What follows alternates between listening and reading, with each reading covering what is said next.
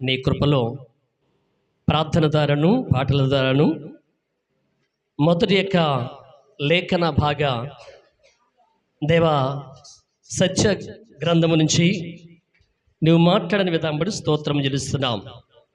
అలాగనే ఆరాధన ద్వారా మీరు మా స్తుతులు అందుకునే ప్రభువైనా ఏ స్థలం పైన ఆశీనుడవండి అడుగు వాటి కంటే ఊహించే వాటి కంటే అది కొన్ని మేలు చేత నింపి మీరు మహిం పొందిన విధానం బట్టి ప్రార్థన చేస్తున్నాం.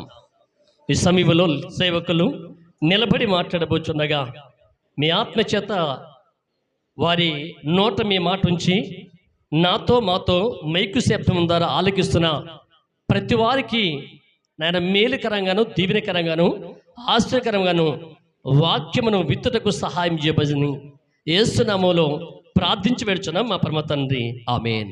దైని స్తోత్రం, హల్లెలూయా. అందరం కూర్చున్నాం. దేవుని నామానికి మహిమ కలుగును గాక. ప్రభువైన యేసుక్రీస్తు నామములో కుడి వచ్చిన మీ అందరికీ హృదయపూర్వక వందనాలు తెలియజేస్తున్నాం. దేవుని సేవకులకు వందనాలు. మీ అందరు బాగున్నారు కదా?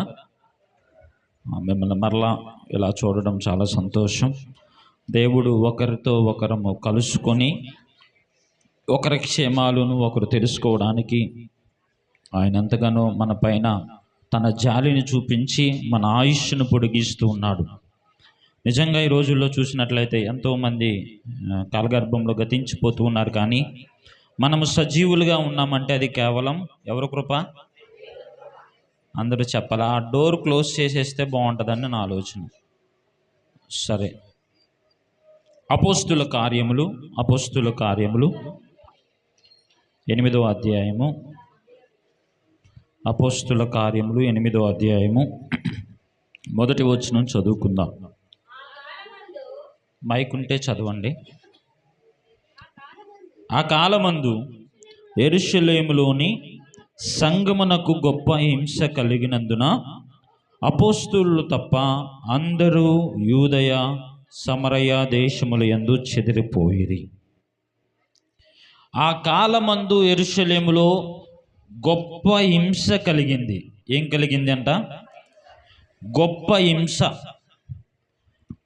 చిన్న హింసలు కాదు, సామాన్యమైన హింసలు కాదు, గొప్ప హింస కలిగింది. ఎవరికి గొప్ప హింస కలిగింది అంటే దేవుని సంఘమై ఉన్నవారికి గొప్ప హింస కలిగింది. అసలు హింసలు ఎందుకు కలుగుతాయి అని మనం ఆలోచిస్తే, ఒకటి, మనము చేసిన తప్పిదముల వలన దేవుడు మనము క్షమాపణ అడిగితే దేవుడు ఖచ్చితంగా మనలను క్షమిస్తాడు. క్షమాపణ అడగకుండా మనము చేసే తప్పిదముల వలన మనము చెలరేగుతూ ఉన్న సమయంలో హింస కలిగింది. కానీ ఇక్కడ హింస కలిగింది. ఎందుకు హింస కలిగింది అంటే సంఘమును దేవుడు ఇంకను ప్రబలింప చేయడానికి. హల్లెలూయా. క్రైస్తవులుగా ఉన్నవారికి హింస కలుగుతుంది అంటే దేవుడు మనలను పరీక్షించి సువర్ణమయముగా తనకు విలువైన పాత్రలుగా మనలను చేయడానికి మనకు హింస కలిగే అనుమతిని దేవుడు అనుగ్రహింప చేస్తాడు. హల్లెలూయా. యోబుకు గొప్ప హింస కలిగింది. యోబు ఏమన్నా తప్పు చేశాడా? పాపం చేశాడా? అతనిలో దోషం ఏమన్నా ఉందా అంటే లేదు. దేవుడు యోబును ఇంకా రెండంతలుగా ఆశీర్వదించడానికే ఆ హింసను అనుమతించాడు. హల్లెలూయా. మన జీవితంలో కొన్ని రోజులు నిద్రలేని రాత్రులు గడిపుంటాం. అన్నము డేక్ష నిండా ఉన్నప్పటికీ కూడా ఆహారము, తిను వస్త్రాలు, తినుబండరాలు, కట్టుకోవడానికి వస్త్రాలు అన్నీ సమృద్ధిగా ఇంట్లో ఉన్నప్పటికీ కూడా కొన్నిసార్లు ఆకలితోనే మన జీవనాన్ని నడిపిస్తూ ఉంటాం. కొన్నిసార్లు పడుకున్నా నిద్ర పట్టదు. ఏమి చెయ్యాలో ఆ అగమ్య గోచరము వంటి పరిస్థితులు మనకు కలుగుతాయి. అలాంటి పరిస్థితుల్లో మనము కృంగిపోయే వారముగా ఉండకూడదు. హల్లెలూయా. నిద్ర రాకపోతే ఏం చేయాలి? ప్రార్థన చేసుకోవాలి. హల్లెలూయా. తినాలనిపించకపోతే ఏం చేయాలి అని అంటే తినకుండా ఉండటమే. బాగా ఆకలేస్తే మనమే తినేస్తాం. హల్లెలూయా. ఇప్పుడు ఏడవాలనిపిస్తే బాగా ఏడ్చేయండి. అందరి ముందు వద్దు, ఇంట్లో ముందు అసలు వద్దు, బయట వాళ్ళ ముందు అస్సలు ఆడవద్దు. వెళ్ళిపోయి మోకరించి తలుపేసుకొని, యేసయ్యా నా హృదయములో ఉన్న బరువు అంతా నీ మీదే నేను కుమ్మరిస్తున్నాను. హల్లెలూయా. ఈ లోకంలో ఎవరి ముందు ఏడ్చినా మనం అలసైపోతాం, చులకనైపోతాం, తక్కువ వారంగా అయిపోతాం. ఈడు ఏడిచేవాడు, ఏడుపు మొహం ఉంది అని అంటారు. కానీ యేసయ్య మన ఏడుపుని, మన కన్నీటిని తన అమూల్యమైన బుడ్డిలో దాచిపెడుతూ ఉన్నాడు. హల్లెలూయా. హింస కలిగినప్పుడు, బాధ కలిగినప్పుడు, శ్రమ కలిగినప్పుడు, శోధన వచ్చినప్పుడు మనం ఏం చేయాలి అంటే ప్రభువుని ఆశ్రయించే వారముగా ఉండాలి. హల్లెలూయా. ఇప్పుడు యెరూషలేము సంఘమునకు ఏం కలిగిందంట? హింస కలిగింది. సంఘములో ఉన్న వారందరూ కూడా ఏమైపోయారు అంటే యూదయకు, సమరయకు చెదిరిపోయారు. సంఘములో ఎవ్వరూ లేరు. సంఘంలో కూడుకొని ఎవరైనా ప్రార్థన చేస్తున్నారా? అక్కడికి రథాలను, గుర్రాలను వేసుకొని వచ్చేసి కొడుతూ ఉన్నారు, చంపేస్తూ ఉన్నారు. అప్పుడే అంతకుముందే జరిగిన చిన్న సంఘటన ఏంటంటే, ఒక ఆయన లేచి సువార్త ప్రకటిస్తుంటే స్తెఫను అనే వ్యక్తిని రాళ్లతో కొట్టి చంపేశారు. ఇప్పుడు అరే మనము యేసయ్యని ప్రకటిస్తున్నా, యేసయ్యని వెంబడిస్తున్నా, ప్రార్థన చేస్తున్నా, సంఘముగా కూడుకున్నా మనల్ని చంపేస్తూ ఉన్నారు అని సంఘములో ఉన్న వారందరూ కూడా చెదిరిపోయారు. ఇప్పుడు సంఘంలో ఉన్నవారు కొంతమంది చెదిరిపోతూ ఉంటారు. వాళ్ళేమో ఆనాడు సంఘములో ఉన్నవారేమో యోదయలోనికి చెదిరిపోయారు, సమరయలోనికి చెదిరిపోయారు. ఇప్పుడు మనం ఎలా చెదిరిపోయే వారముగా ఉంటున్నాము అంటే, మాకు పార్టీ లేదు, మేము రాము, మాకు వాక్యం చదవడానికి, లేకపోతే మేము ప్రార్థన చేయట్లేదు, మేము రాము, మా పేరు ఎత్తట్లేదు, మేము రాము. ఇలాంటి విషయాల్లో చెదిరిపోయేవారిగా సంఘం తయారైపోయింది. కానీ ఆనాటి దినాల్లోనైతే మాత్రం ప్రార్థన విషయం అందు కానీ, వాక్యం విషయం అందు కానీ, సువార్తను ప్రకటించే విషయంలోనే కానీ సంఘము నిలకడగా ఉంది. ఇప్పుడు సంఘములో హింస కలుగుతున్న సమయంలో ఎవరెవరు ఉన్నారంటే భక్తి గల మనుష్యులు స్తెఫనును సమాధి చేశారు. హల్లెలూయా. ఎవరు చెదిరిపోలేదు, అందరూ చెదిరిపోయారు. కానీ భక్తి గల మనుషులు, హల్లెలూయా, చెదిరిపోని కేటగిరీలో ఉన్నారు వీళ్ళు. వినండి. ఇలానే సంఘంలోనికి చొరబడి, సంఘంలోనికి ప్రార్థన జరుగుతున్న సమయంలో దుండగులు చొరబడి, మర్యాదగా మీ ఇళ్ళకి మీరు వెళ్ళిపోండి, అక్కడ ఉంటే చంపేస్తా అని అన్న వాళ్ళలో, చంపేస్తా అన్న వెంటనే ఎవరన్నా ఉంటారు ఎక్కడ? నా యేసయ్య కోసం, నా కోసం చనిపోయిన నా యేసయ్య కోసం నేను బ్రతుకుతా. అగ్నిగుండములో వినాలి, అగ్నిగుండములో షడ్రక్ మేషక్ అబేద్నెగోలు వెళ్ళారు అంటే వారు ఎందుకు వెళ్ళారు అంటే క్రీస్తు కొరకు, దేవుని కొరకు చనిపోవడానికైనా సమర్పించుకున్నారు. కానీ అగ్నిగుండంలో ఎవరున్నారు? దేవుడు ఉన్నాడు. 4వ వాడిగా ఉండి వారికి ఏ హాని కలగకుండా చేశాడు. హల్లెలూయా. దానియేలు సింహాల బోనులోనికి వెళ్ళిపోయాడు. సింహాలు తింటే తిన్ని, నా కన్నను నవిలి, ఎముకలను నవిలి కన్నను మింగుతీయాము అంతే తప్ప నన్ను క్రీస్తు నుండి వేరు చేయలేవయి. హల్లెలూయా. ఈ శ్రమలనేవి మనలను కృంగదీయొచ్చు, మనలను బాధ పెట్టొచ్చు, మనలను ఏడ్పించొచ్చు, మనలను లేని వారిగా చేయొచ్చు. కానీ క్రీస్తు నుండి వేరు చేయలేవు అనే సమర్పణ కలిగిన భక్తి మనలో ఉండాలి. హల్లెలూయా. ఇప్పుడు క్రీస్తు నుండి నన్ను ఏది వేరు చేయలేదు. శ్రమైన, హింసైనా, కరువైన, ఖడ్గమైన, ఇలాంటివి ఏవైనా కానీ క్రీస్తు నుండి నన్ను వేరు చేసేది ఏది లేదు అని మీరు చెప్పగలరా?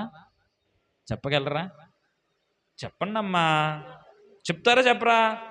నా ప్రాణము పోయినా నన్ను క్రీస్తు నుండి వేరు చేయలేరు, నా చెయ్యి పోయినా క్రీస్తు నుండి వేరు చేయలేరు, నా శరీరాలు కాలిపోయినా పర్వాలా, దేవుని నుండి మమ్మల్ని వేరు చేయలేరురా మీరు. దేవుడు మమ్మల్ని రక్షించగలిగిన వాడు, రక్షించగలిగిన సమర్థుడు. రక్షించకపోయినా కానీ మేము ఆ ప్రతిమకు మొక్కం. హల్లెలూయా. మేము దేవుణ్ణి మాత్రమే సేవిస్తాం. హింస కలుగుతున్న వేళలో ఎలాంటి సమర్పణ కలిగిన వారు కూడా ఉన్నారు. ఆనాడు ఉన్నారు, ఈనాడు కూడా సంఘాల్లో ఉన్నారు. అందును బట్టి దేవునికి మహిమ కలుగునగాక. ఆమేన్. మాకు ఎలాంటి హింస అయినా కలగనివ్వండి, మేము చెదిరిపోయే స్థితిలోనికి వెళ్ళాం. ఇప్పుడు భక్తి కలిగిన వారు చనిపోయిన ఆ స్తెఫనును సమాధి చేశారు. స్తెఫను చనిపోవడానికి ప్రాముఖ్యమైన వ్యక్తి ఎవరు అనుకున్నారు తెలుసా మీకు? అపోస్తుడైన పౌలే. అప్పుడు సౌలు చంపేండ్రా, ఆయన ఆధ్వర్యంలోనే చంపేశారు. ఇప్పుడు హింస కలుగుతున్నప్పుడు చెదిరిపోయే వాళ్ళు చెదిరిపోయారులే కానీ, శ్రమ వచ్చినప్పుడు చెదిరిపోయే వాళ్ళు చెదిరిపోయారులే కానీ, ఇబ్బందులు కలిగినప్పుడు చెదిరిపోయే వాళ్ళు చెదిరిపోయారులే కానీ, స్థిరులుగా ఉన్నవారు ఉన్నారు. 2వ వచనంలో కనపడుతున్నారు. వాళ్ళు ఏమని పేరు పెట్టాడు దేవుడు వారికి అని అంటే, ఫలానా వ్యక్తి అని పెట్టట్లా, భయభక్తులు కలిగిన వారు. హల్లెలూయా. భక్తి గలవారు. హల్లెలూయా. దేవుడు మనలను ఏ విధంగా పిలవాలి? అమ్మో, కష్టానికి కృంగిపోయామా, ఏడ్చామా, లేకపోతే నాకు దూరంగా ఉండేయామా, నా సన్నిధిలో ప్రార్థన చేయని ఆమె, లేకపోతే వాక్యం కూడా చదవని ఆమె, వాక్యం కూడా చదవని వ్యక్తి, వాక్యం కూడా చదవని ఆయన అని దేవుడు మనల్ని పిలుస్తాడే.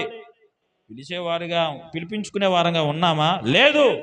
నేను నా యేసే కోసం భక్తి కలిగిన వారుగా ఉన్నాను అనన్నవారు ఎవరన్నా ఉన్నారా? హల్లెలూయా. భక్తి గల వారు సాహసం చేశారు, చంపేశారులే కానీ చచ్చిపోతే ప్రాణాలైనా తెగించి ప్రాణాలనైనా సమర్పించాడు స్తెఫన్. హల్లెలూయా. రాళ్ళు ఒక్కొక్క రాయి కంటుకో, నోరుకో, లేకపోతే మొహానికో తగులుతున్న, గుండెకు తగులుతున్న, శరీరం అంతా కూడా ఒక్కరు కాదు, ఆ పట్టణములో ఉన్న వారందరూ ఏకమై కూడి స్తెఫను రాళ్లతో కొట్టి చంపుతున్నప్పటికీ కూడా స్తెఫను ఏం చూశాడు అనుకున్నారు? వేయబడుతున్న రాళ్ళు ఎన్ని బరువు ఉన్నాయా అని చూడాల, వేస్తున్న వారు ఎంత బలమైన వాళ్ళ అని చూడాల. పరలోకమందున్న సింహాసనాసీనుడైన ఆ మహోన్నతుడైన దేవుణ్ణి చూచుచున్నాడు. హల్లెలూయా. ఈ లోకములో మనకు ఏమీ కనబడకూడదు. ఎవరు కనపడాలి అని అంటే, మన గురి, మన గమ్యము, మన దిశ ఏమై ఉందంటే, ఆ పరలోకమందున్న సింహాసనాసీనుడైన ప్రభువుని నేను చూచే వరకు ఈ లోకమందు నేను వెనుతిరగను. వెనుతిరిగి ఒక ఆమె ఏమైపోయింది? ఇప్పుడు మనం వెనుతిరిగితే మనం ఏమైపోతామో ఇక మన ఆలోచనలు, మీ ఆలోచనలకే అప్పగిచ్చేస్తున్నాం. భక్తి గల మనుష్యులు స్తెఫనును సమాధిని చేసి అతన్ని గూర్చి బహుగా ప్రలాపించారు. హల్లెలూయా. ఏం చేశారంట వాళ్ళు? బహుగా ప్రలాపించారు. అయ్యో, భయభక్తులు కలిగిన వారిని, భక్తి గల పౌరుషము కలిగిన ఒక పరిచారకుని మేము కోల్పోయామే. స్తెఫను ఎవరనుకున్నారు? ఒక సేవకుడు కాదు, ఒక శిష్యుడు కాదు, పరిచారకుడు. హల్లెలూయా. ఇదిగో అసలు ఈ స్తెఫను ఎలా నియమించబడ్డాడు అనుకున్నారు? అయ్యగారులు వాక్యం చెప్పారు. అయ్యగారులు వాక్యం చెప్పిన తర్వాత బల్లారాధనప్పుడు ఆనాడు ఇంటింటా కూడుకొని వారు విందును సిద్ధపరుచుకునేవాళ్ళు. అయ్యా, ఇదిగో వాళ్ళు మమ్మల్ని చూసి మొఖాలు చూసి వడ్డిస్తున్నారు అయ్యా, మొఖాలు చూసి పలహారాలు పెడుతున్నారు, భోజనాలు వడ్డిస్తున్నారయ్యా అనే కంప్లైంట్ శిష్యుల దగ్గరికి వెళ్ళింది.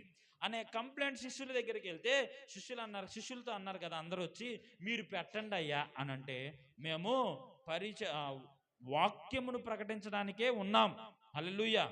మీలో కొంతమందిని పరిచారకులను నియమిస్తాము. అట్లా 8 మందిని పరిచారకులను నియమించారు. ఆ 8 మందిలో ఒక ఆయన స్తెఫను. ఏంటి? పరిచర్య చేయడానికి. మన సంఘంలో పరిచారకులు ఎంతమంది చెప్పండి? మన సంఘంలో పరిచారకులు ఎంతమంది చెప్పండి అమ్మా. నేను పరిచారకురాలని.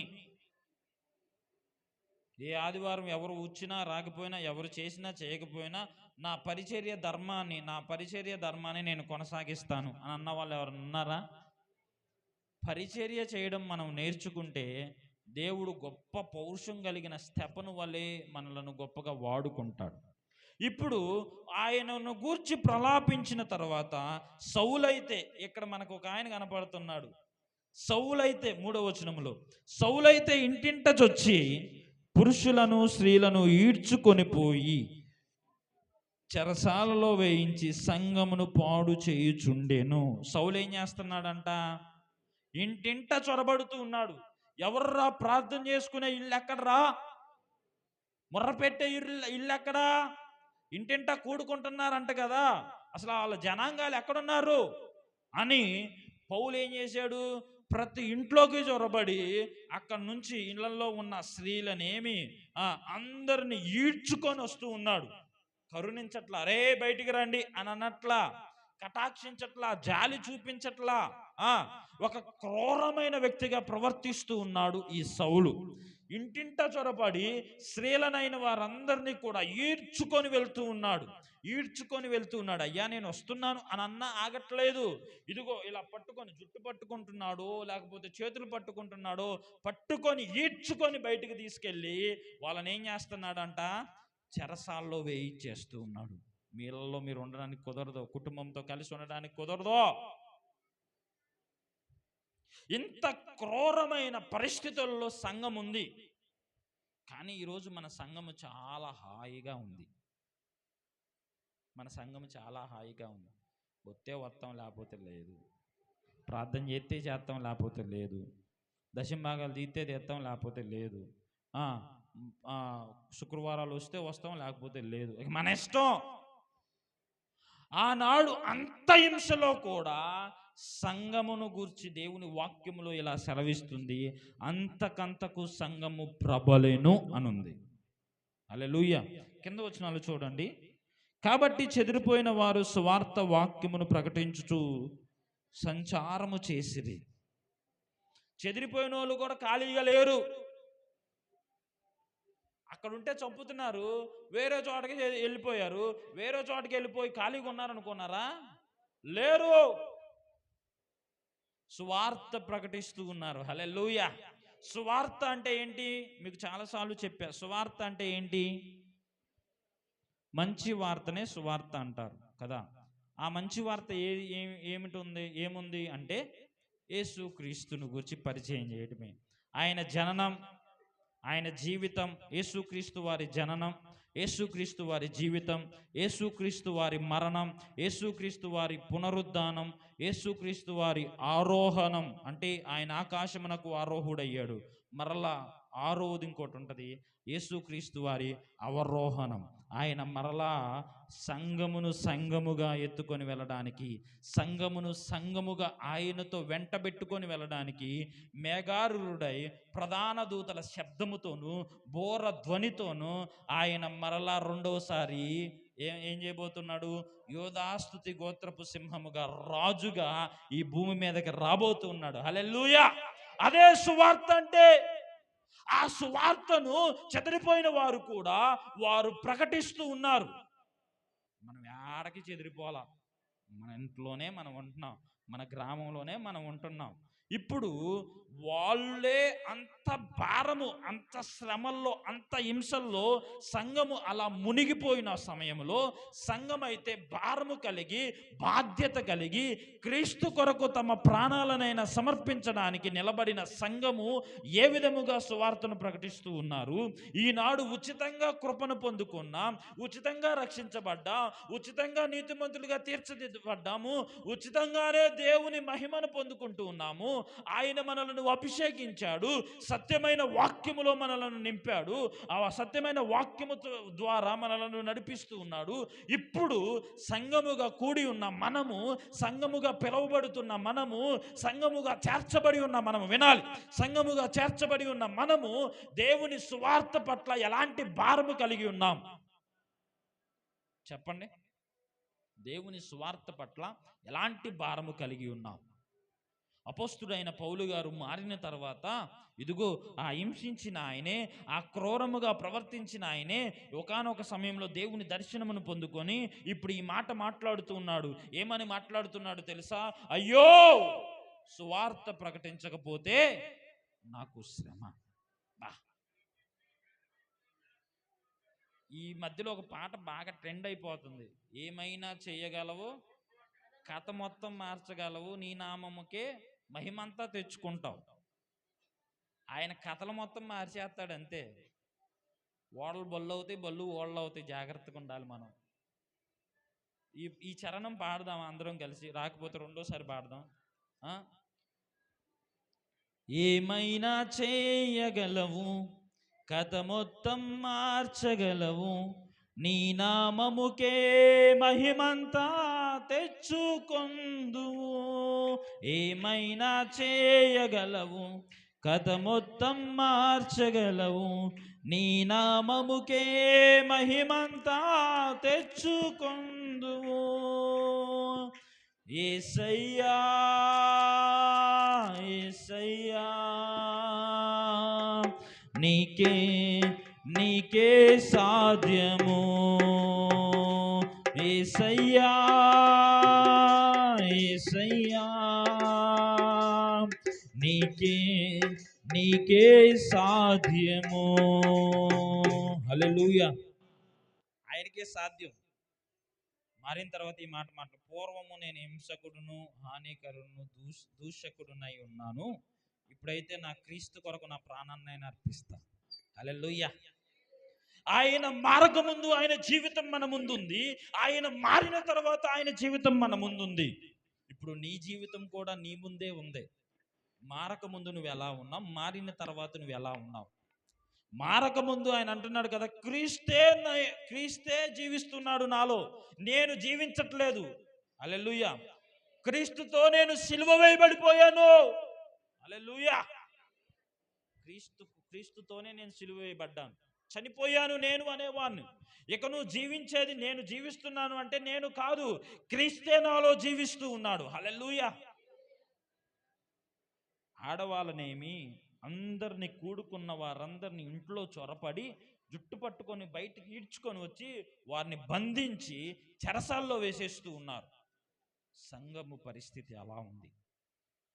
సంఘము పరిస్థితి అలా ఉంది. ఇంకా కిందకు చూసినట్లయితే అప్పుడు ఫిలిప్పు, 5వ వచనంలో, అప్పుడు ఫిలిప్పు సమరయ పట్టణము వరకు వెళ్ళి క్రీస్తును వారికి ప్రకటించుచుండెను.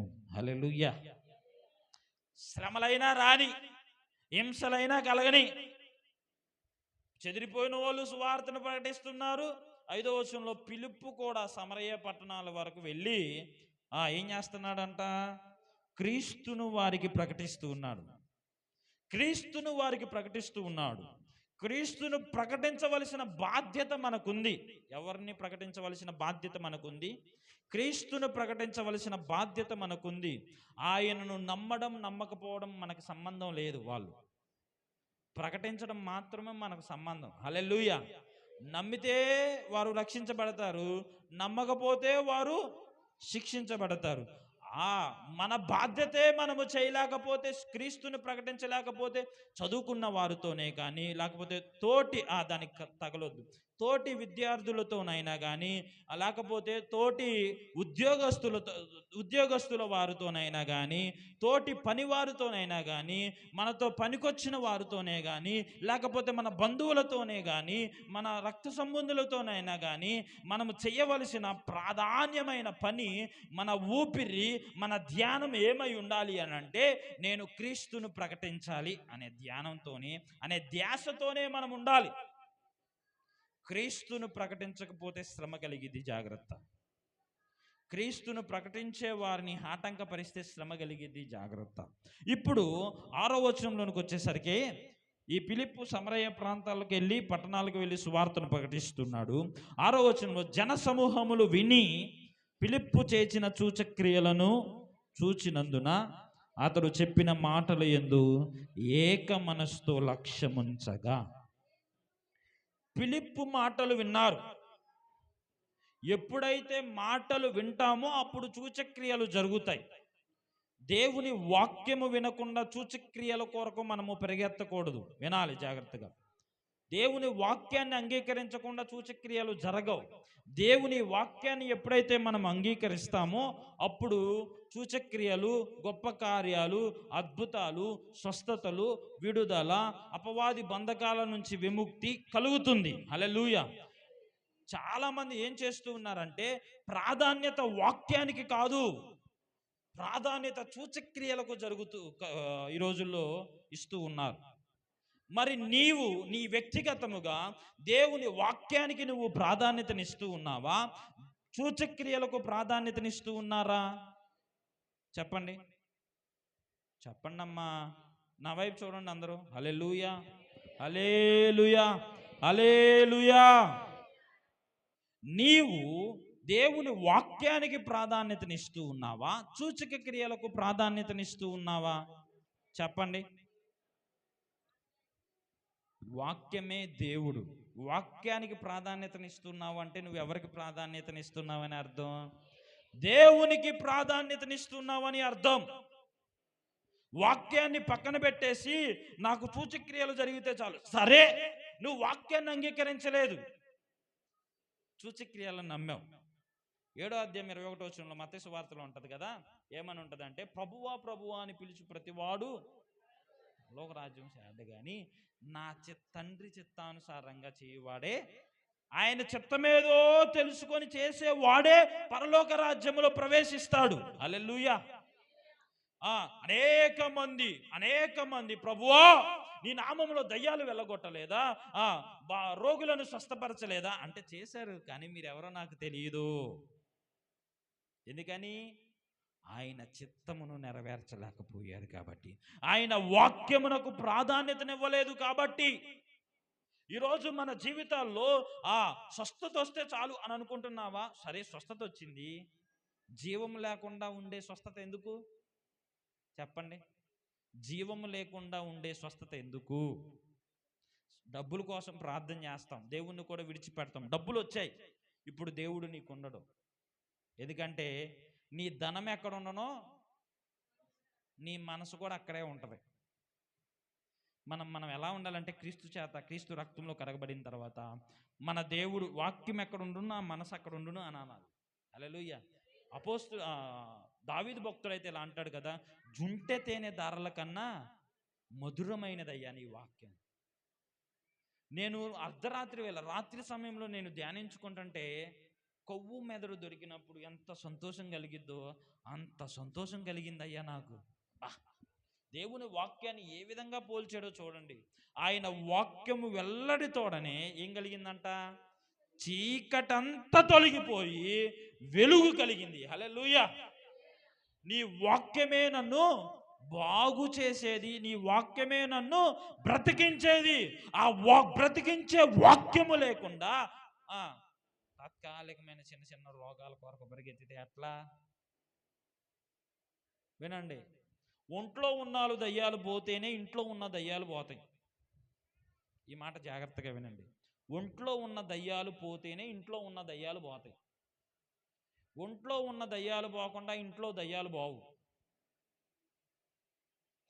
ఒంట్లో ఉన్న దయ్యాలు పోకుండా ఇంట్లో ఉన్న దయ్యాలు బావు. మనం అనుకుంటాం కదా, ఈ మూలన ఏదో ఉంది, ఆ మూలన ఏదో ఉంది, ఈ మూలన ఏదో ఉంది, ఆ మూలన ఏదో ఉంది అనుకుంటాం. కానీ ఈ మూలన ఉంటుంది అసలైన దయ్యం, అది పోవాలి. మనము శుద్ధి చేయబడాలి, పరిశుద్ధపరచబడాలి. హల్లెలూయా. ఇదిగో ఏంటి, ఎంత విశ్వాసం దేవుడు కలిగి ఉండమన్నాడు? ఆవగింజంత విశ్వాసం కలిగి ఉంటే చాలు. దయ్యమా పో, భయమా పో, రోగమా పో. ఈ కొండ తీసి ఈ కొండ వెళ్ళి లేపబడి సముద్రం మీద పడమంటే పడిపోయింది. అంటే ఈ దినాల్లో మనం గమనించుకోవాల్సింది ఏంటంటే, మనం అనుకున్నవి కానీ మన జీవితాల్లో స్వస్థతలు కానీ విడుదల కానీ జరగట్లేదు అని అంటే మనలో ఆవగింజంత విశ్వాసం కూడా లేదు. ఈ మాటకి అంగీకరిస్తారా? అంగీకరించరా? అంగీకరించరా? మా ఊర్లో ఒక ఆయనకి పాము గరిచింది. గబ్బ హాస్పిటల్కి తీసుకెళ్ళారు. గబ్బ హాస్పిటల్కి తీసుకెళ్ళిపోయారు. కొంతసేపటికి ఆయన చనిపోయాడు. ఇంకొక ఆయనకి పాము గరిచింది. యథార్థంగా జరిగింది ఇది. ఇంకొక ఆయనకి పాము గరిచింది. ఆయన అన్నాడు కదా, కాస్త ప్రార్థనా భక్తుడు ఆయన. అరే ముందు గుళ్ళో తీసుకెళ్ళంటారా నన్ను? ఏమన్నాడు? గుళ్ళో తీసుకెళ్ళండి అయ్యా, అయ్యగారిని పిలిచి ప్రార్థన చేపింది అయ్యో అని అన్నాడు. నీ సాగు బతుకుల్లో కూడా గుడి ఏంటరా, ప్రార్థన ఏంటరా, అయ్యగారు ఏంటరా, పదరా వెళ్దాం, కక్కేద్దాం పదరా, పెట్టేద్దాం పదరా మంత్రం అని అంటున్నారు. లేదయ్యా గుళ్ళోకేనయ్యో అంటున్నాడు. ఎట్టో తీసుకొచ్చారు, ప్రార్థన చేశారు. ఇప్పుడు తీసుకెళ్ళండి అయ్యా అని అన్నాడు. ప్రార్థన అయిపోయిన తర్వాత తీసుకెళ్ళారు. ఈయన బతికాడు. ఎవరు బ్రతికించారు? ఆయుష్. ఇది చాలా ప్రాముఖ్యం. ఆయుష్నిచ్చేది ఆయన. ఆశీర్వాదం ఉండి ఆయుష్ లేకపోతే ఏం ఉపయోగం? అవునా కాదా? ఆయుష్తో పాటు ఆశీర్వాదం కూడా కావాలి మనకి. ఆశీర్వాదంతో పాటు ఆయుష్ కూడా కావాలి మనకి. అవునా కాదా? స్వస్థత కలిగితే ఏం ప్రయోజనం? జీవమునిచ్చి స్వస్థత నువ్వు ప్రభువా అని వేడుకోవాలి. హిజ్కియా భలే ప్రార్థన చేస్తాడండి, కన్నీరు కార్చి గోడ తట్టు తిరిగి, అయ్యా కృపతో నన్ను జ్ఞాపకం చేసుకో, కృపతో నన్ను జ్ఞాపకం చేసుకో, నీ ఎదుట నేను ఎలా ఉన్నానో నువ్వు పరిశీలన చేసిన వాడవు అని ప్రార్థన చేస్తే ఇంటి గడప దాటక ముందే ఏమైపోయింది? ఆయనకి చిన్న ప్రార్థన 15 సంవత్సరాల ఆయుష్ పొడిగిచ్చాడు. హల్లెలూయా. చిన్న ప్రార్థన, అతనుకున్న రోగం కూడా పోయింది. హల్లెలూయా. ఇప్పుడు మన ప్రార్థనలో ఎలాంటి పట్టుదల కలిగిన ప్రభావం ఉందో మీరే చెప్పండి. అప్పుడు సూచక క్రియలు చూచినందుకు, సూచక క్రియలు చూస్తూ వస్తూ ఉన్నాం. మన మనస్సు దేని మీద ఉంచుతున్నాం? వాక్యం చెప్పేటప్పుడు ఏం వాక్యం లేకసేపు ఆగుదాం అనుకుంటారు.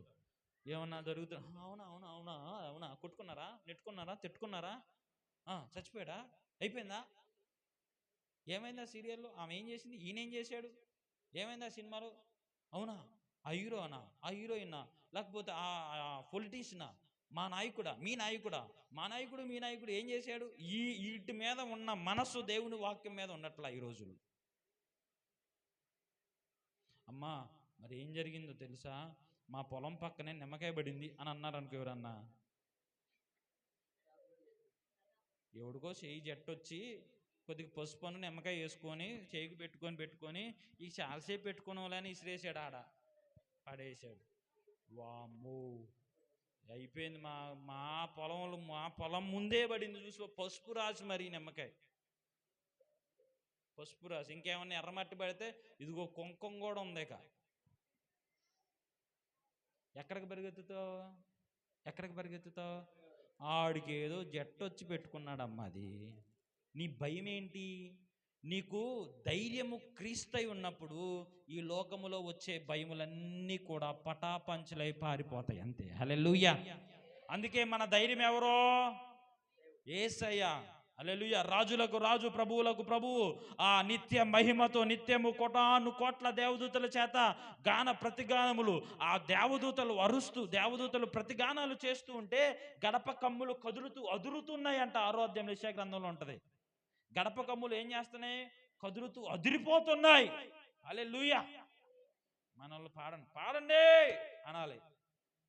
నిజం చెప్పనా, ఒక అయ్యగారు మొన్న ఈ మధ్య చనిపోయి, ప్రకాష్ గంటాల గారని, ఆయన చెప్పిన మాట చాలా బలపరిచింది నన్ను. సంఘాల్లో ప్రత్యేకమైన పాటలు వచ్చిన తర్వాత సంఘం సగం పాడైపోయిందంట. నమ్మరు ఇది. సంఘంలో ప్రత్యేకమైన పాటలు వచ్చిన తర్వాతే సంఘం సగం పాడైపోయిందంట. ఎందుకని అంటే, ఏదో పాడుతున్నారు అందరూ కలిసి. పూర్వకాలంలో మీ ప్రారంభ దినాల్లో అందరూ కలిసి, ఆనాడు మైకులు ఉండేవి కాదు, డ్రమ్ములు డప్పులు ఉండేవి కాదు, ఆ బూడిదల్లోనే, ఆ మట్టిలోనే, ఆ తడికిల్లోనే కూర్చొని ప్రార్థన చేస్తూ ఉన్న సమయంలో దేవుని ఆత్మ బలముగా మనల్ని ఆవరించలేదా? ఆ ఆత్మే నేటి వరకు మనలను బ్రతికించట్లేదా? అవునా కాదా? చెప్పండి అమ్మా. ఇప్పుడు ఏముంది? ఫ్యాన్ లైట్ చక్కగా ఆదివారం ప్రార్థనకు వచ్చే ముందే నిండుగా వండుకొని నిండుగా వచ్చేస్తాం. ఒకవేళ మేము అంత ప్రయాణాలు చేసి, లేకపోతే ఇంటికి వచ్చినా, లేకపోతే టైం లేకపోతే అదాబా పరిగెత్తుకుంటూ వచ్చి కూర్చొని మీకోసం, పరిశుద్ధాత్మ దేవుడు మీకోసం ఎదురు చూస్తూ ఉంటే సమయంలో, ఫిలిప్పీలకు రాసిన పత్రికలో ఉంటుంది కదా 4వ అధ్యాయం కాదు, ఎఫెసీలకు రాసిన పత్రిక 4వ అధ్యాయం 30వ వచనంలో ఉంటుంది కదా, పరిశుద్ధాత్మను మీరు దుఃఖపరచొద్దు అంటాడు. ఆయన ఎప్పుడో మీ కొరకు వచ్చి కూర్చుంటే మీరేమో ఎప్పుడో నిదానంగా వస్తున్నారు. సరే, కుటుంబ పరిస్థితులు పర్వాలా, డాక్టర్ గారు అపాయింట్మెంట్ ఇచ్చాడు, అయ్యా కూర వండుకోలేదయ్యా అని అంటారు ఎవరన్నా?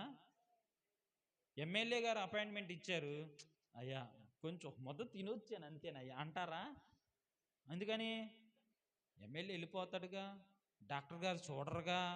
నువ్వు డాక్టర్ గారికి ఇచ్చినంత విలువ, ఎమ్మెల్యేకి ఇచ్చినంత విలువ పోలీస్ స్టేషన్లో ఇదిగమ్మా నీ మీద కేసు పెట్టారు, ఖచ్చితంగా రేపు ఉదయం 9 గంటల లోపే ఇక్కడ ఉండాలి అని అంటే నువ్వు 8 గంటలకు వెళ్ళి కూర్చుంటావు. అసలు నా మీద ఎవడు కేసు పెట్టాడు, అసలు నేనేం తప్పు చేశాను, నేను ఎవడికి అన్యాయం చేశాను అని వెళ్ళవా? కథ ముందెళ్తే వాళ్ళతో కొంచెం మాట్లాడి ఏం జరిగిందో వివరాలు తెలుసుకోవచ్చుగా అన్నట్లు వెళ్ళవా? మరి దేవుని దేవుని సన్నిధిలోనికి 10 గంటల కంటే ముందు వచ్చి కూర్చొని, ప్రభువా ఈరోజు నేను నీ సన్నిధిలో ఏ పాట పాడాలి, నేను నీ సన్నిధిలో నువ్వు నాతో ఏం మాట్లాడతావు, నా జీవితాన్ని ఎలా సరిచేసుకోవాలి, నేను నా జీవితాన్ని ఎలా కట్టుకోవాలి, నా కుటుంబంలో ఉన్న అంధకారమయమైన చీకటిని ఎలా తొలగించుకోవాలి, నా జీవితంలో అగాధమును దూరపరిచి విశాలతను మీరు కలిగించేది ఎట్లా ప్రభువా అని దేవుని సన్నిధిలో నువ్వు వేడుకుంటున్నావా? సిటీల్లో నేను చూచాను, ఉదయం 6 గంటలకు ప్రార్థన అయితే 5:30కు వచ్చి కూర్చుంటారు. అందరూ వచ్చి కూర్చున్న తర్వాత అయ్యగారు వస్తారు. ఎందుకని మనకి ఇక్కడ అయ్యగారు వచ్చి పాడు పాశుపల్లి దాసుడు అన్నట్టుగా ఉంటుంది. మేము పాడి పాడి పాడి పాడి ఈరోజు పాటలు 11:15 దాకా పాడాం. మీరు ఎవరైనా చేతులు జోడించి చెప్తున్నా 11 దాటిన తర్వాత మేము పాడమన్నా పాడొద్దు, అది పాటల టైం కాదు. మనం పాటలకు నియమించుకున్నాం, అవసరమైతే పావుగంట ఎక్కువ పాడుకుందామా అంటే పాడుకుందాం, నియమించుకున్న టైం అది పాడే టైం కాదు. సరి చేసుకుని హృదయాలు సరిదిద్దుకునే సమయం అది. హృదయాలు సరిదిద్దుకోవాలి. దేవుని వాక్యాన్ని మనము ఆ సమయాన్ని ఎక్కించుకు వాక్యం అయ్యేసరికి ఏంటి ఇవ్వట్లేదు, ఈరోజు అవ్వలేదుగా, క్రమం అంటావుగా, ఏది ఈరోజు అవ్వలేదే. ఎదుటోడు నువ్వు ఉంటున్నావు, కంట్లో ఉన్న నలుసును ఎదుగుతున్నావు, కానీ నువ్వే టయానికి వచ్చావు, ఎదుగుతున్నావా? నువ్వేం చేస్తున్నావు, అసలు గమనిస్తున్నావా? లేదు. జాగ్రత్త. హింస కలుగుతున్నప్పటికీ కూడా ఇక్కడ ఏం కలుగుతుంది, ఇక్కడ ఏం మాట్లాడుతున్నాడంటే మాటలు వినిన తర్వాత సూచక క్రియలు జరిగాయి. అంగీకరించకుండా దేవుని క్రియలు జరగవు. స్వీకరించకుండా దేవుని ఆత్మ మనలో పనిచేయదు. హల్లెలూయా. మాటలు యందు ఏక మనస్సుతో, ఏ మనసు అంట వాళ్ళకి? ఏక మనసు. నీదొక మనసు, నాదొక మనసు, నీదొక మాట, నాదొక మాట, నీదొకటి నాదొకటి అన్నట్లుగా ఉంటుంది సంఘాల్లో.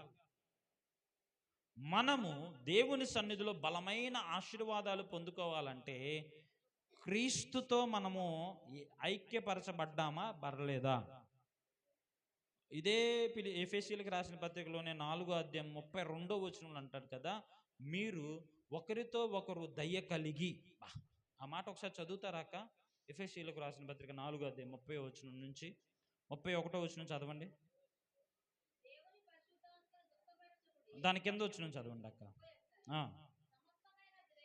సమస్తమైన ద్వేషము, కోపము, క్రోధము, అల్లరి, దూషణ, సకలమైన దుష్టత్వము మీరు విసర్జించుడి.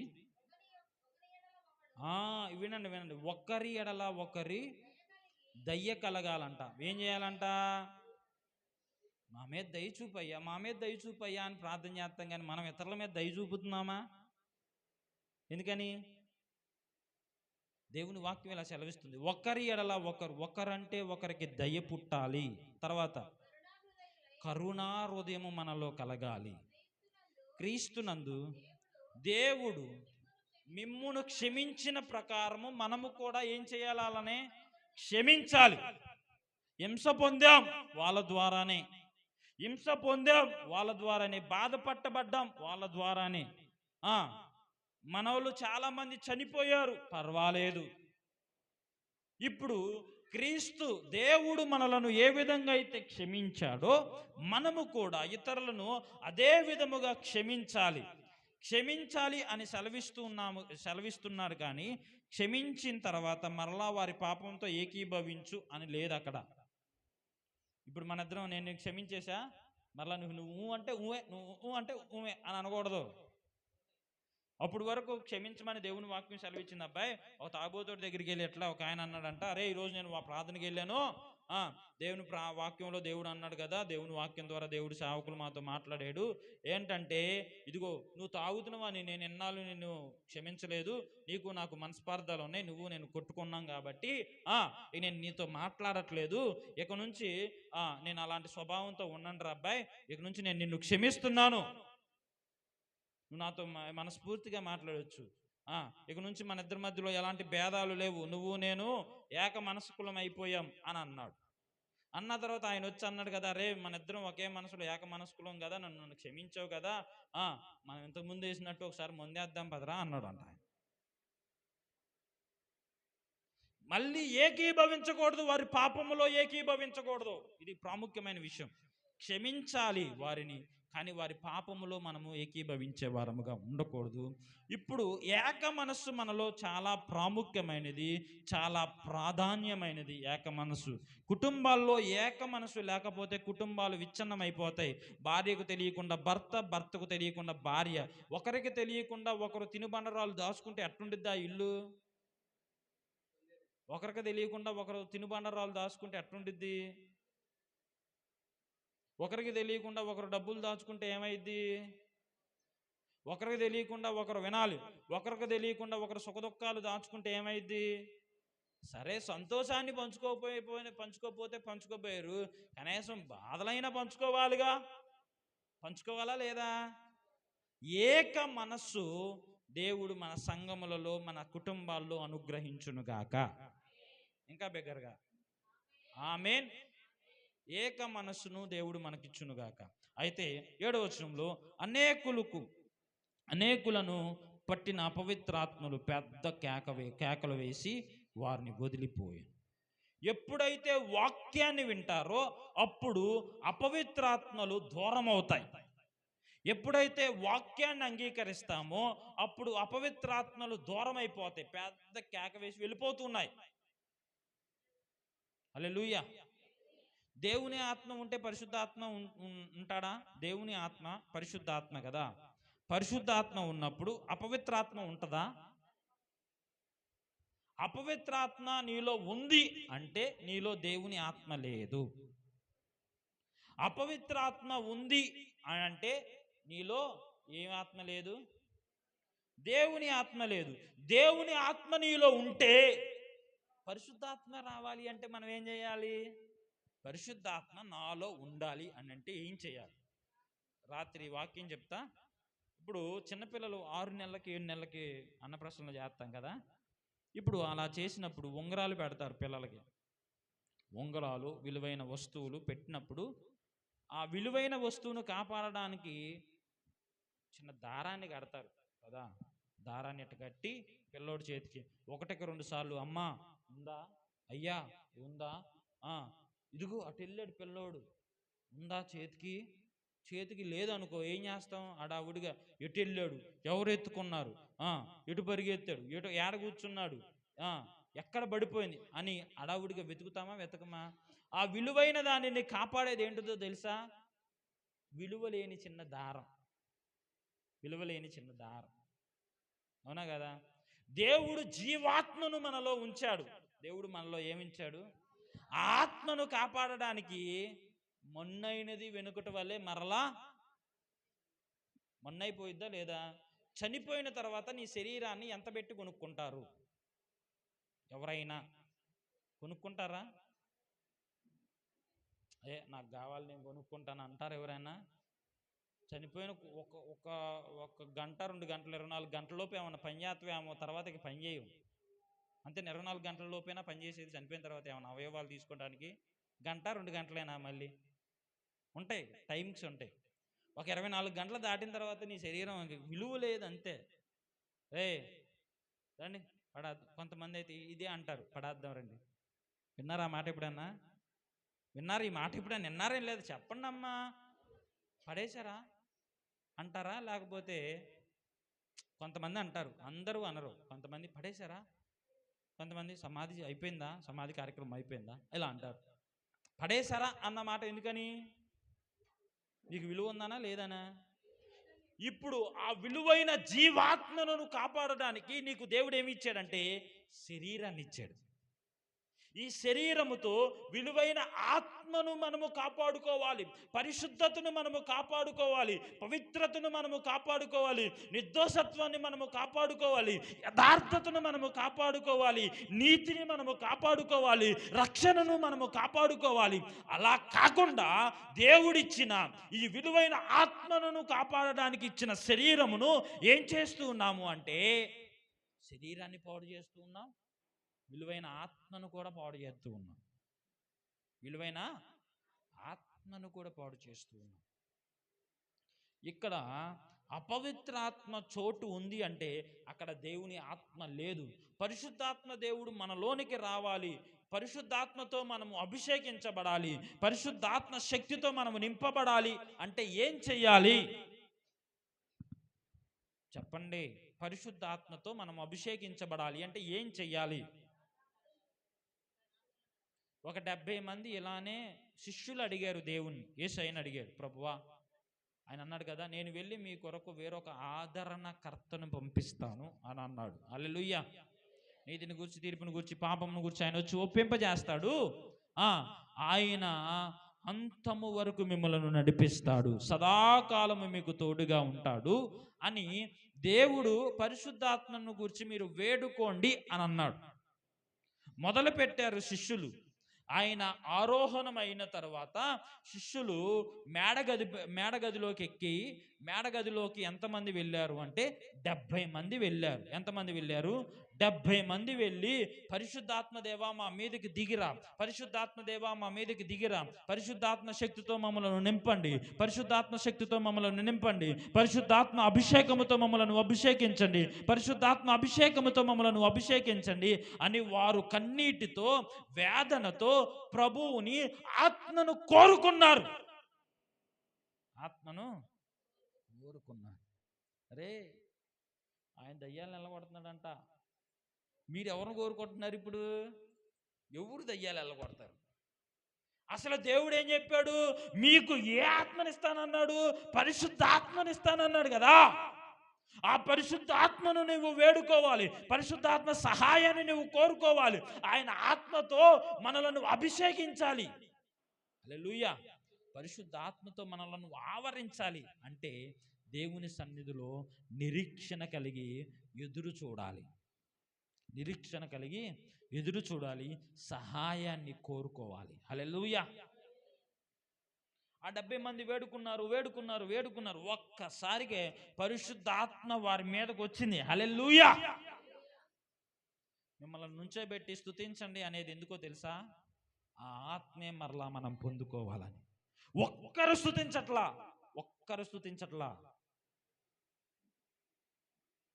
మన నోరు మట్టితో నింపబడక, మట్టితో కొట్టుకుపోక మునిపే, అరే నోట్లో ఏంట్రా మట్టి అని అనకముందే ఈ నోరు దేవుని స్తుతించాలి. హల్లెలూయా.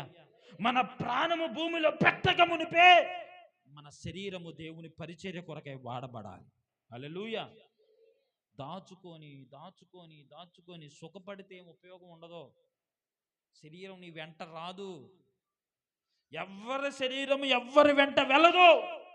ఆత్మ ఒక్కటే దేవుని దగ్గరికి వెళ్ళిద్ది, ఆత్మ ఒక్కటే దేవుని దగ్గరికి వెళ్ళి.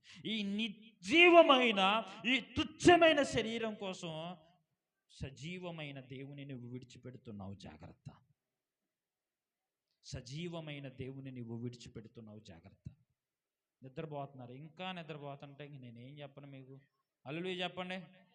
హల్లెలూయా. స్తుతి మహిమ ఎల్లప్పుడూ దేవుని స్తుతించేదము. హల్లెలూయా. స్తుతి మహిమ ఎల్లప్పుడూ దేవుని స్తుతించేదము. హల్లెలూయా, హల్లెలూయా, హల్లెలూయా, హల్లెలూయా, హల్లెలూయా, హల్లెలూయా, హల్లెలూయా. అరే కాళ్ళు కట్టేశారా అంటారు కదా, అంటారా? ఆ కాళ్ళు కట్టక మునిపే వేసే కోసం పరిగెత్తాలి మనం. కాళ్ళు కట్టక మునిపే మనం ఎవరి కోసం పరిగెత్తాలి? అపోస్తలుడైన పౌలు గారు అన్నారు కదా, నేను గురి యొద్దకు పరిగెత్తుతున్నాను, నా గురి ఏంటంటే నా క్రీస్తుని చేరడమే. హల్లెలూయా. ఆయన ఎక్కడికి పరిగెత్తుతున్నాడంట? గురి యొద్దకే పరిగెత్తుతున్నాను అని అంటున్నాడు. హల్లెలూయా. ఇప్పుడు ఆయన గురి ఏంటి? క్రీస్తుని చేరుకోవడమే. హల్లెలూయా. అనేకులను పట్టిన అపవిత్రాత్మలు పెద్ద కేకలు వేసి వారిని వదిలిపోయింది. పక్షవాయువు గలవారు అంటే ఎవరో? ఇప్పుడు మనకి ఇంగ్లీష్లో పెరాలసిస్, అల్లేనా? పెరాలసిస్ వచ్చిన వాళ్ళు, చెయ్యో కాలో పడిపోయిద్ది అంతే. వినండి. మా తాత ప్రార్థన చేయడం నేను విన్నాను. ప్రభువా, నేను బ్రతికి ఉన్న సమయంలో ఏ అవయవము లోపం లేకుండా నేను బ్రతకాలి, ఎందుకంటే నా అవయవాలన్నిటి ద్వారా నేను స్తుతిస్తాను. మా తాత వాళ్ళ నాన్న, ఆయన పేరు గొట్టాల తాత. సింపుల్గా ఏంటంటే ఎప్పుడు వచ్చినా మా దగ్గరికి గొట్టాలు తీసుకొస్తాడు కాబట్టి అప్పుడు గొట్టాలే హైలైట్ పప్పలంటే. అవునా కాదా? మా చిన్నతనంలో నేను హాస్టల్లో ఉన్నప్పుడు ఏంట్రా అంటే, మీ గొట్టాల తాత వచ్చాడు అనేవాళ్ళు మమ్మల్ని. అవి తీసుకొని వచ్చాడు. చాలా ప్రార్థన పరుడు. గుంటూరు వరకు అవసరమైతే నడుచుకుంటైనా వచ్చేవాడు హాస్టల్లో వాక్యం చెప్పడానికి. ఎందుకంటే అయ్యా, ఈ హాస్టల్లో చాలామంది వస్తారు, వారికి సువార్త ప్రకటించాలి. హాస్టల్లో వాక్యం చెప్పి ఆ రోజు అక్కడే ఉండి, మా తాత వచ్చిన రోజు నాకు పండగ, మా తాత దగ్గరే ఉండేవాడు. అంటే ఏదో చిన్న అనుభవాలు అంతే, చిన్న గుర్తులు, అంత ఊహలేదు నాకు అప్పటికి. కానీ ఇప్పుడు ఆయన సేవ ఎంత ప్రబలిపోయిందో తెలుసా? ఆ చుట్టుపక్కల ప్రాంతాలన్నీ కూడా ఇప్పుడు పట్టబడ్డాయి. ఆయన తిరిగి ఖాళీ నడక మీద తిరిగి ఎక్కడ రెస్ట్ లేకుండా ముసలితనంలో కూడా సువార్తను ప్రకటించాడు ఆయన. హల్లెలూయా. సుఖపెట్టుకోవాలి తన శరీరాన్ని. మనము సువార్త ప్రకటించడానికి ఏ విధంగా మన శరీరాలను ఉపయోగించుకుంటున్నాం? ఆ చుట్టుపక్కల అన్ని ప్రాంతాలు తిరిగి, అరే మీరు యేసుదాసు వాళ్ళ మనవాళ్ళు కదరా, యేసుదాసు వాళ్ళ మీరు భూపతి గద్దె అంటే మా తాత వాళ్ళ ఇంటి పేరు గద్దె వాళ్ళు, యేసుదాసు తెలుసా మీకు అని అడుగుతారు మమ్మల్ని ఏదన్నా ఊర్లు వెళ్ళినప్పుడు. అంటే ఆయన ప్రకటించిన సువార్త ఈ చుట్టుపక్కల ప్రాంతాలన్నీ సువార్తను ప్రకటించేసి ఈ స్థానిక సంఘాన్ని చాలా అద్భుత రీతిగా, ఇప్పుడు ఒక 2 స్టేర్లు అయిపోయింది, ఈ 2 స్టేర్లు నిండుతాయి. ఉదయం సాయంత్రం ఆరాధన జరుగుతుంది. పల్లెటూరులో ఉదయం సాయంత్రం ఆరాధన జరుగుతాయి. అక్కడ ప్రతిఫలం ఏంటనుకున్నారు? ప్రయాస ఆయన పడ్డాడు, ప్రతిఫలం ఇక్కడ వాళ్ళు పొందుతూ ఉన్నారు. కొడుకులు లేరు మళ్ళీ మా దానియేలు తాతకి, కూతుర్లు. ఒక అల్లుడు సేవకుడు, ఆయన వచ్చి చూసుకుంటాడు.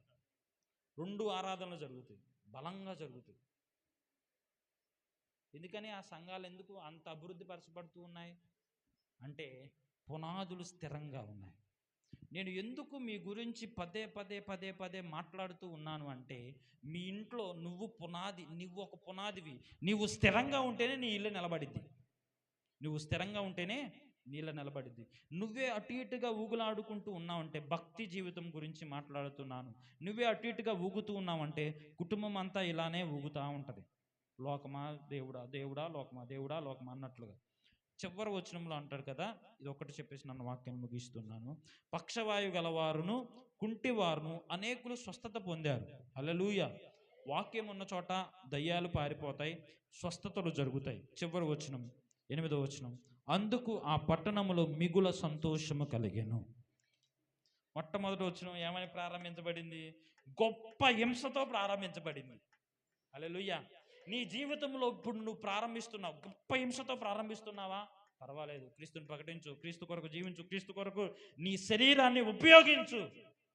చివరి 8వ వచనంలోనికి వచ్చేసరికి ఆ పట్టణంలో ఏం కలిగిందంట? మిగుల సంతోషం. హల్లెలూయా. మిగుల ఆనందము, మిగుల ఆశీర్వాదాలు. హల్లెలూయా. తరిగే ఆశీర్వాదాలు కాదయ్యి, మిగిలే ఆశీర్వాదాలు. హల్లెలూయా. బియ్యం ఎప్పటికైనా తరిగిపోతాయి, డబ్బులు ఎప్పటికైనా తరిగిపోతాయి, సంతోషం ఎప్పటికైనా తరిగిపోయింది అంటారా? ఈ లోకంలో ఎవరైనా మనుషులిచ్చే సంతోషం ఎప్పటికైనా తరిగిపోవచ్చేమో, కానీ దేవుడిచ్చే సంతోషము, హల్లెలూయా, దేవుడిచ్చే ఆనందము, హల్లెలూయా, దేవుడిచ్చే ఉత్సాహము, దేవుడిచ్చే ఆ నిత్యమైన సంతోషము ఎవరైనా తొలగించగలరంటారా? నీ కుటుంబంలో, నీ జీవితంలో, నీ వ్యక్తిగతంగా ఈరోజు హింసల్లో ఉన్నావేమో, పర్వాలా, దేవుని కొరకు నిలబడు.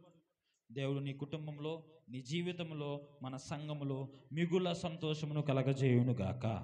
ఆమేన్. ఎక్కడా కూడా అసమాధానము, దుఃఖము మన కుటుంబాల్లో ఉండకుండా ఉండునుగాక. ఆమేన్. నీకన్నిటినీ దేవుడు సంతోషగానములుగా మార్చునుగాక. ఆమేన్. సంతోష వస్త్రాలను దేవుడు మనకు ధరింపజేయునుగాక. ఆమేన్. ప్రార్థన చేసుకుందాం. క్లుప్తమైన ప్రసంగాన్ని మనం విన్నాం. చాలా కొన్ని విషయాలు మనం నేర్చుకున్నాం.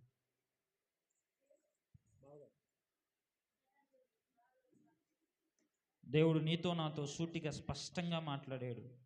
ఆనాడు హింసలు